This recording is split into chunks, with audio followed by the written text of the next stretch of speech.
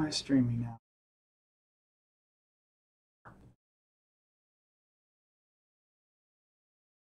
Hey guys, John here. So I am streaming a reaction to Cosmic Skeptic and also the new William Lane Craig debate. And why am I streaming? It's something new to try. Haven't done it. Um, and also, it's like quick and easy. So I could make like a well-edited video, takes a bunch of time. If I were to formally respond, I would like either blog it and write it out, make an article, a bunch of time. But I blog a bunch if you keep up with the website, but I haven't been updating my YouTube channel, so I wanted to make some content. Okay, and so let's dive into it. Pro tip: you can see your YouTube comment history. YouTube comment history. YouTube comment history. So I made a bunch of YouTube comments, not knowing that I would eventually make this reaction video. Hey, got hee famous, right? H3H3. So reaction videos for the win. Although this isn't going to be very funny, I don't think. Like philosophy reactions. Yeah, but this is the pro tip. So you can see your comment history right here. So these will be my agenda, basically. Go to the Turek debate. By the way, I recommend you go sub CosmicSkeptic. So he's an atheist. There's like two kinds of atheists, right? Like charitable, interested in genuine conversation, like cool atheists, which I think this guy's a member of that. And then there's like douchebag atheists that are like more on internet trolls. Doesn't seem to be the case for this guy, Alex O'Connor, who is also Cosmic Skeptic on YouTube. So go sub him. Turek. So this is the first video. Face it, you don't actually know much about your prospects. As a marketer, Dope commercial. But I'm saying this isn't just an assumption. Thank you very much. Definition, what we mean by good is... So they're debating the moral argument. It started, Frank Turek gave a 2-minute video that the argument from evil, which is the existence of evil could prove the existence of God rather than disprove it counterintuitively. And so briefly, that I'll let him explain. Would it be grounded in the Christian God, not something else? You also talk about the evolutionary or social adaptation type of view of how morality came to be. And other issues. We'll see how much time we have in the course of the discussion, and I'm looking forward to a really good conversation. Well, let's maybe start with you, Frank, just to lay out, briefly at least, what the case is that you're making on the video that Alex was responding to. Right, it's a 2-minute video, and I say in the front, you can't cover this whole issue in 2 minutes, but my main point is this, is that if evil exists, then good must exist. And in order for good to exist, God must exist, because by definition, what we mean by good is the nature of God. That's what... So that's it, right? So if evil exists, good must exist. And then if good must exist, God must exist. God is the... And William Lane Craig says this, I think, more articulately. He will do the William Lane Craig video. So there's some... It's the cosmo... There's some cause of objective morality. It has to be an unembodied mind. We call that God. And then the nature of God is goodness. This is called divine command theory. It's actually divine will theory. And I have some references on my website, afterecon.com. Divine will theory. Right. Euthyphro revisited. So this solves the Euthyphro dilemma. It's like, what, does God obey a moral standard, or does he, or is, no, actually it's in his nature, and it's his will is good. And so I deal with that here. And then divine command theory, it's a very common, Christian theory of ethics. And it basically says, like, whatever God says is good. But divine will theory goes a step further, and it's like whatever God wills or desires is good. That includes his commands, and also those things he would have commanded, but it was never like asked or whatever. So you like look in the Bible, it says, turn the other cheek if you're slapped. That's a command. But it doesn't say like what to do if you're like kicked in the right shin. But it's like you kind of get the point, right? We can guess at that. And there are, we're flawed humans and we can make wrong guesses. But to the extent that we can correctly identify God's will, which is a non-zero extent, it's not 100%. I don't want to have a theological debate, but when a Christian is born again, Christ is in us. It's not I who live, but Christ who lives in me. And so the Father is in Christ, and then Christ is in us. So we're one. We go through a process called sanctification. We're not perfect yet, but we can understand some degree, a sufficient degree, I would say, of God's will to handle most, if not all, moral situations that we'll actually encounter. And then the Bible says that, the law of God is written on our hearts. Goodness is.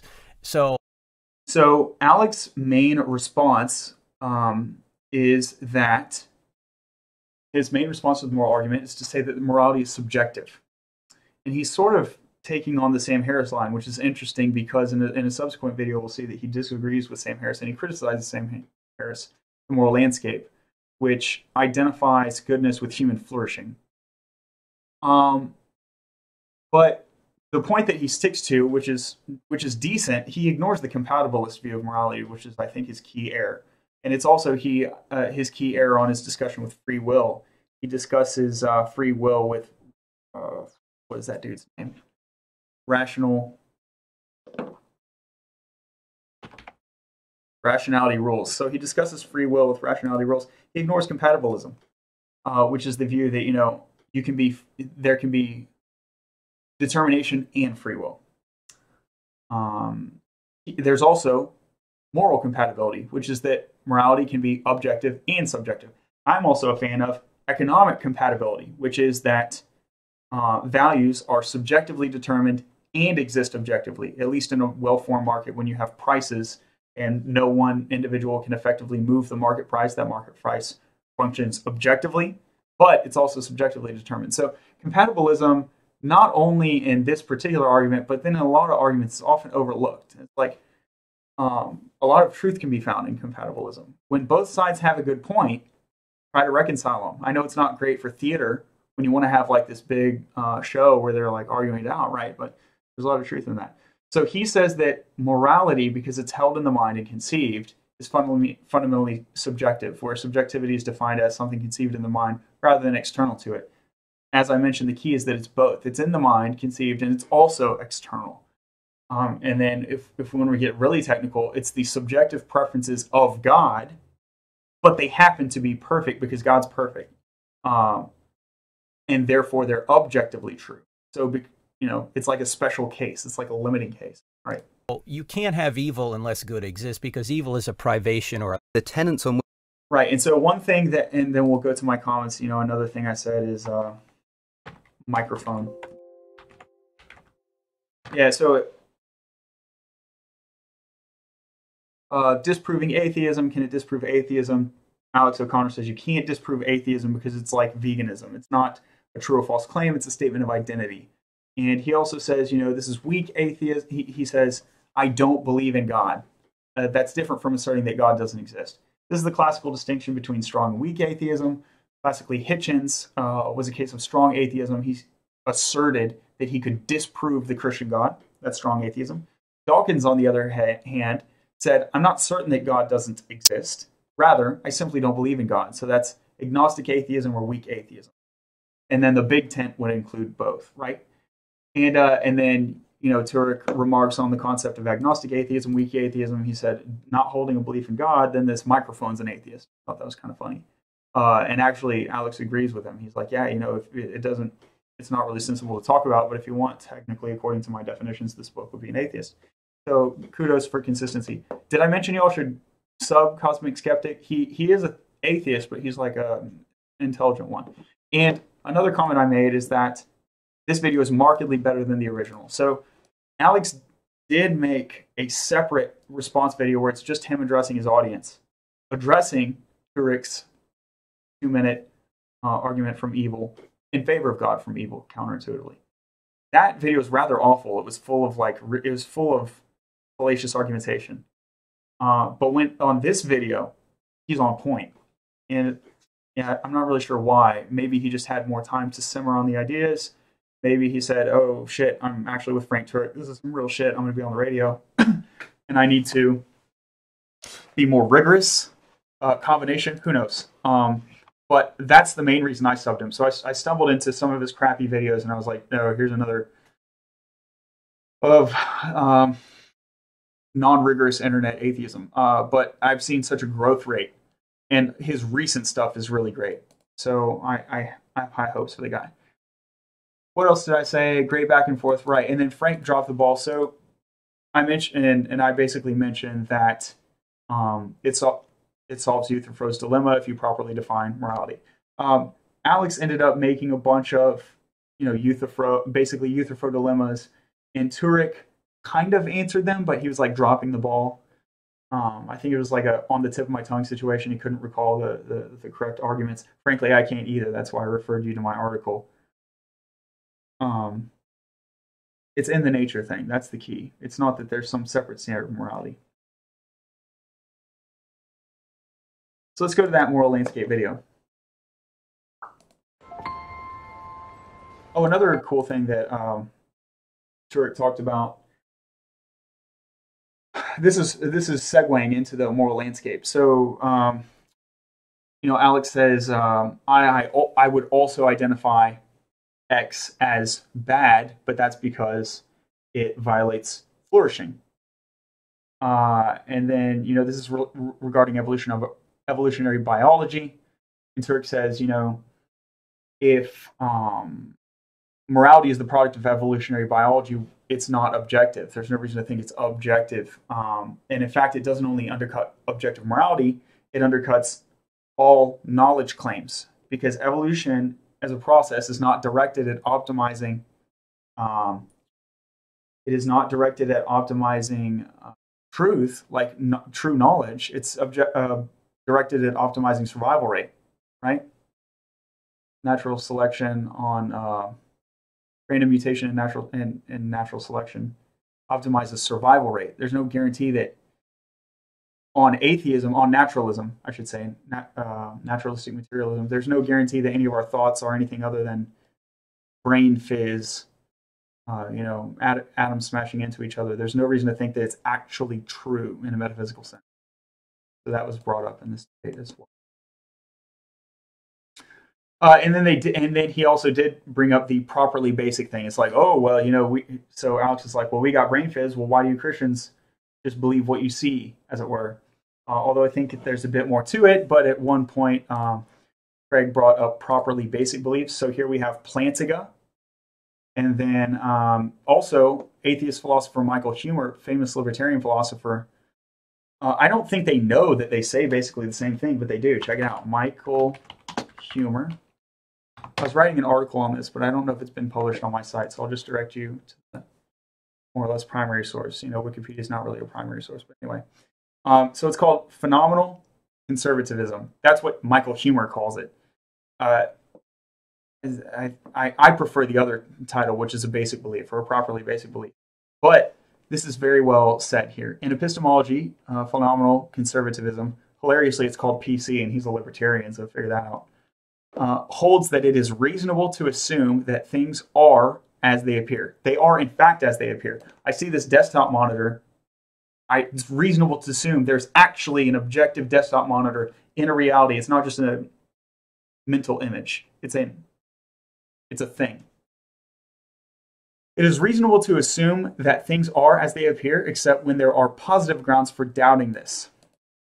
And the lingo Plantinga would use is he would say it is any belief based on sense data is warranted in the absence of a defeater. It's like a Plantinga properly basic belief. Right, so here's a basic belief. And actually, the Reasonable Faith article is more eloquent on this than either of the Wikipedia articles.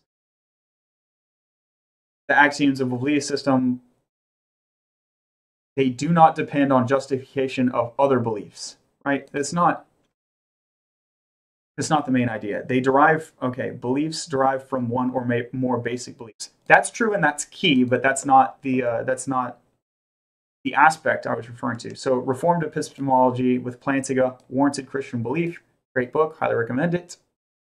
Warrant the Current Debate, and those are all great books, actually. And this is Plantinga. I've read through the Wikipedia article. They actually never really do a great job of defining a properly basic belief here. But I believe that on this Q&A right here, they do a great job. The feeder is the key word you're looking for. Yeah.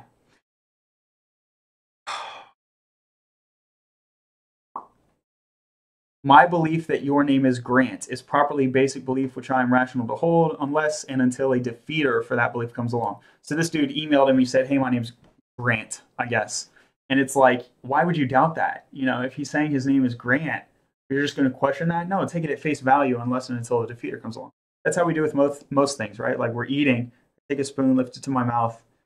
I'm basically assuming based on sense data that I'm going to eat this food. I'm not like, oh no, I need to move my hand in this way because a block is going to spontaneously exist in this position. Why would you think that? I mean, it's possible. It's just weird.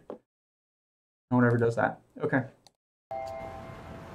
So the problem with the moral landscape, Cosmic Skeptic is skeptical of the moral landscape. But this is and he's what I was going to arguing say is that rationality if we questioned every single rules, person on the argues planet, in favor, there would be and this some is people who said Harris's that they didn't deal. think it was wrong. And so basically what it comes down to is that is well-being good? Well-being operationalized as flourishing, that is, in evolutionary biology, maximization of the survival rate. Basically, Cosmic Skeptic says, look, man, I'm unconvinced that that identification is anywhere justified. And the interesting take, I guess, although it really fails, that Rationality Rules takes is to say, you know, let's make this moral science, not moral philosophy. And that any science, you have to make certain assumptions. And they compare it to medicine over and over. They say, look, no one ever asks, is healthiness good? It's just assumed. And given that assumption, you can proceed to make objective statements comparatively. X sort of medicine is better suited than Y sort of medicine for some task. You know, surgery in a particular case with your knee would be superior to shaman healing rituals based on evidence and the assumption. So what can be objectively established is that it will improve your health. What is not in the science, I think you can argue it from philosophy, but it's not in the science, is to say that health itself is a good thing. But everyone assumes it anyway. And so then he said, let's make this assumption, it's what Sam Harris does, that flourishing is good. And I guess Cosmic Skeptic is sort of coming around to it, but it's a completely different animal. So let's go to my comment here. Now, here's one point that Alex makes, Cosmic Skeptic, is he said, at some point he says it depends on the goal. So something to the effect Rationality Rules is saying, like, you know, we always make these assumptions. Other sciences, why can we not make that in morality? Why can we not assume that flourishing is good? And Cosmic Skeptic says it depends on the goal. You can make that assumption given certain goals, if it's in the transcript. I think it's general. So, and he hits the nail on the head. The irony is that he doesn't realize what he just said. This forms the teleological argument for God. If I create a chair, right, so the creator endows the purpose. That's the teleological argument. If I create a chair, what makes it a good or bad chair? If it serves its purpose well. I, the judge, as the creator, I make the chair because I want it to do a certain thing. I want it to support my weight when I sit on this chair. If it does that, I consider it to be a good chair, and I get to be the judge because I'm the creator. If it doesn't do that, let's say, you know, one of the legs breaks and I fall down, I judge that as bad. Now, the interesting point is that God separately solves the moral, is the source of moral, objective moral values, and also the source of human purpose, and the source of a whole lot of other stuff. So this is the cumulative argument for the Christian God. It's important to realize that none of these arguments should be taken in isolation. They're not sufficient in isolation. And anyway, so there's a cumulative argument to be had. That would happen. Yeah. But even if it were the case that everybody agreed, that 100% of people decided it was wrong, that still wouldn't mean it's objective. Yeah. That just means it's a subjective fact that we all agree on. So this Sure. sense that So the point he made just there, one of the things Rationality Rules keeps pushing is he's like, look, everyone agrees that well-being is good. They equivocate on the term well-being, by the way. So well-being is tautologically good. It means being well. What is well? Well is a normative term. State X and state Y, if I have some moral standard, then state Y is better.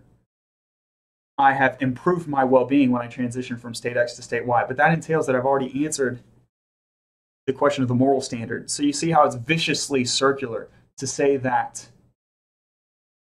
we can judge if something is moral based on its effect towards well-being. It's viciously circular because you've done nothing other than repeat yourself. You need to have a grounding outside of that. So Harris does provide a grounding outside of that with flourishing, but it confuses the situation when they equivocate between flourishing and well-being. They're two separate concepts. Okay. Right, okay. Rationality rules branch of science. So why is it not a good idea it's not a good idea to make it a branch of science. I'll come to that. Let's address why it's fundamentally wrong. We don't make ordinary axiomatic statements about all fields of science. We make a special value judgment. And by the way, there are many fields of science which could exist theoretically or have existed in the past. Fields of science have died off. Alchemy, praxeology. You can still see some people practice praxeology, but not really. So those large fields, there's a large field, like neuroscience is a large field. Funding is what drives the size. And when funding dries up, the field vanishes. The journals vanish, the conversations vanish, implementations and use of the science vanish, progress of the field vanishes. The field effectively vanishes. Why would it vanish? It vanishes when there's no value even in the economic sense, no value. So here we go. So eventually I say, so there's a couple things. They're different animals. One is every field of science answers the value question. Health is good. That's assumed, so we can proceed into a science of health. Flourishing is good is not assumed, so we can't proceed into a science. First of all, it would be a science of flourishing. It would not be a science of morality. And we do have a science of flourishing. It's called evolutionary biology. Let's not confound that with morality. Morality, it's not interesting to say what is the key finding of science of morality. Okay, let's say it is flourishing. It's not interesting to say. There's two things that are interesting to say. One is, how do we improve flourishing? That's not the purview of this so-called science of morality. That's the purview of biology. The other is to say, whether or not that's true at all, that's not the purview either. That's the purview of philosophy. So all the value is either in philosophy or evolutionary biology. Those two exist. That middle there, it doesn't have any value. That's why it doesn't exist. You could theoretically construct a science of morality. It's just not useful. And that's probably why no one does it. And I make kind of a crack here, but it's kind of true, which is that science of morality is about as valuable as philosophy of medicine. There is a philosophy of medicine. A few people practice in it, but look, it's so obvious it's not worth anything. The conclusion is health is good. Everyone knows that anyway. You don't need a journal for that.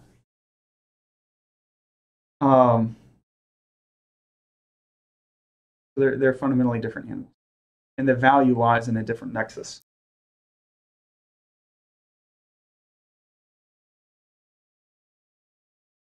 Yeah, okay, that does it for that video.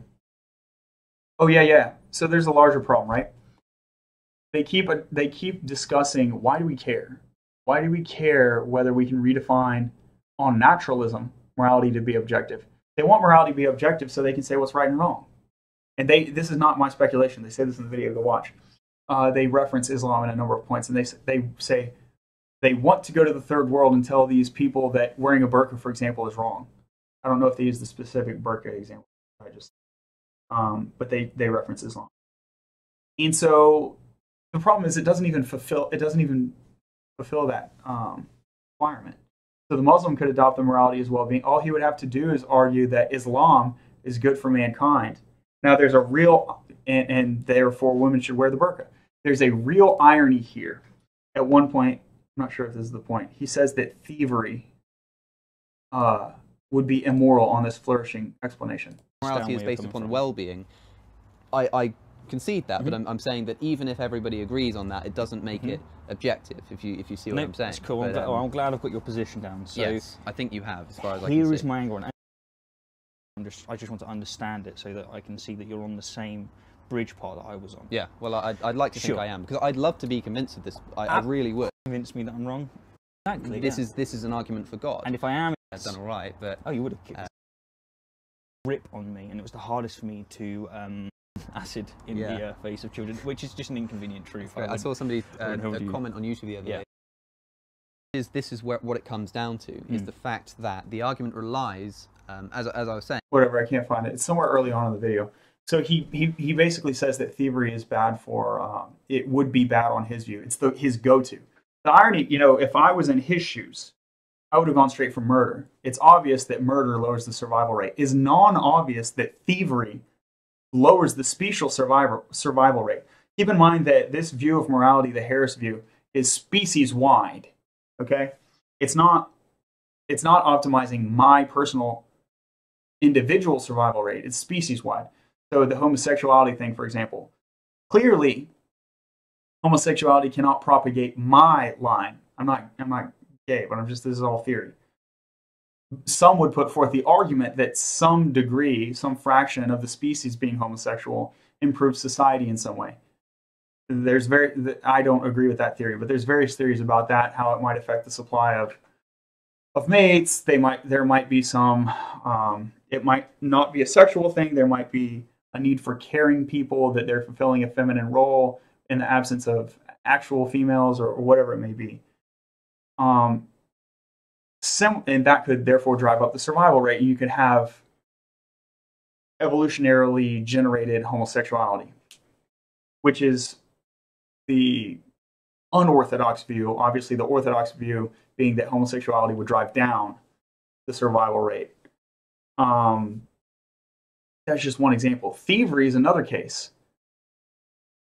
If you have a poor dude stealing from a rich dude, that could very well drive up individual and social in equilibrium survival rate. So there's a strong correlation between the survival rate, the evolutionary biology idea of flourishing, and the economic idea of flourishing. They're highly correlated. You have high survival rates in the first world, low survival rates in the third world. And then structurally, when we have like a well-functioning economy, then we can provide for food and water we need, consumption goods, as well as like the tools that could help us survive. So there's this theoretical and mathematical correlation, although they're non-identical. They're not the same thing. The two kinds of flourishing are not the same. My point being, in economics, we would say there's some equilibrium, non-zero level of thievery. If we more or less treat that as analogous to survival rate maximization on the species, and I think we can in that case, thievery would not be bad. So I find it really ironic that's his go-to. And then they overlook compatibilism, right? I think I might have mentioned that on the Turek debate already, but compatibilism solves all these issues. I'm a compatibilist on free will, on morality, on economic optimization. Is value subjective or objective? Well, it's both. If you can admit that, you're a compatibilist. You're not a radical subjectivist. That's a different topic anyway. Yeah, and I don't want to go into the free will video. So that is about it. That's 30 minutes. I think I will call it there, and I think I will address the William Lane Craig video. You know what? I can address William Lane Craig really quickly. It's a long video, but there's not much to review about it. There's one interesting argument that Craig's opponent puts forth. Craig's opponent does not antagonize Craig. He doesn't actually address any of Craig's arguments. Instead, he produces his own positive argument, and it's a spin on the argument from evil. It's kind of interesting, but ultimately it fails. That's what happens when your argument fails. Actually, that's the inverse of it. Video history. Video history. Here's my history, right? Okay.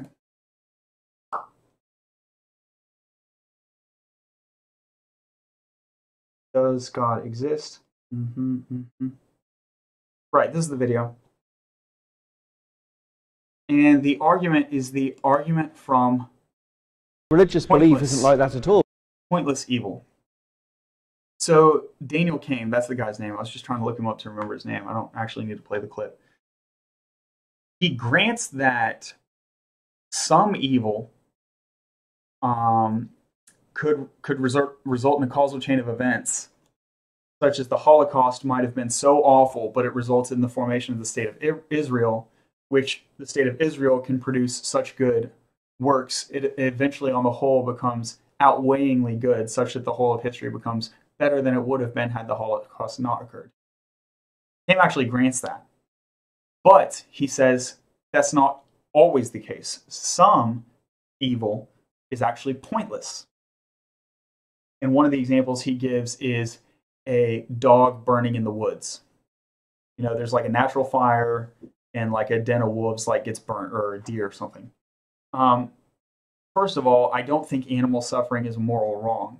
But Craig goes on to say that you have no way of saying that. So Kane makes a probabilistic argument, not an argument from certainty. I think, another thing I want to draw up, CosmicSkeptic as well also argues probabilistically. He says, and so does Dawkins, he says he's like a 6.5 out of 7. He's not certain God doesn't exist, he convinced this is the most likely case. It doesn't follow that you should be an atheist. So read this article, I don't want to go over it. It is a refactoring and improvement on Pascal's wager. Pascal's wager was never properly published. It was published posthumously. Pascal died, he didn't actually publish it. As a result, it was not worded ideally. It was not really refined, but it had a heart, and that heart has never been defeated.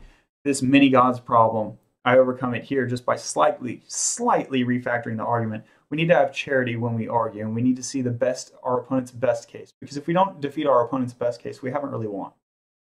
Krauthammer says that a lot. He's referring to politics, to Krauthammer, but he's right anyway.